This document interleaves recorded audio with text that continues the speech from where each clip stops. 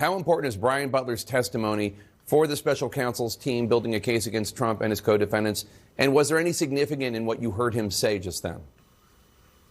Yeah, Jake, so this type of witness is gold for prosecutors, and there's a few reasons for that. First of all, this person has insider access. He's literally inside the room, as Caitlin just laid out. He's there when boxes are being loaded onto the plane. And one of the challenges for prosecutors here is explaining exactly where these documents were moved and when and by whom. And this person can give us exactly why. Second of all, he's a person who appears to be unbiased. He doesn't seem to have any reason to have an axe to grind with Donald Trump. As Caitlin said, he's a long time, 2 decades long employee of Donald Trump and the Trump organization. Just based on the snippet that we just saw, he does not appear to be angry or resentful towards Donald Trump. And finally, if you look at his testimony and you look at the indictment, he appears to be well supported, corroborated by documents, by certain text chains that are referenced in the indictment, and by testimony of some of the defendants themselves, Walt Nauta and Carlos de Oliveira. So this is really the kind of witness that you want to build around as a prosecutor. So what's the basic worth of his testimony? He can establish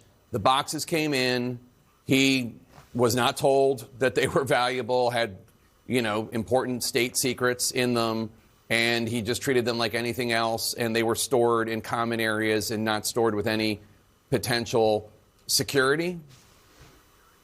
Yeah, I think that's part of it. I think it's also very damning, in particular, to Walt Nauta and Mr. de Oliveira, who are both defendants in this case, because they're directing him what to do with the boxes.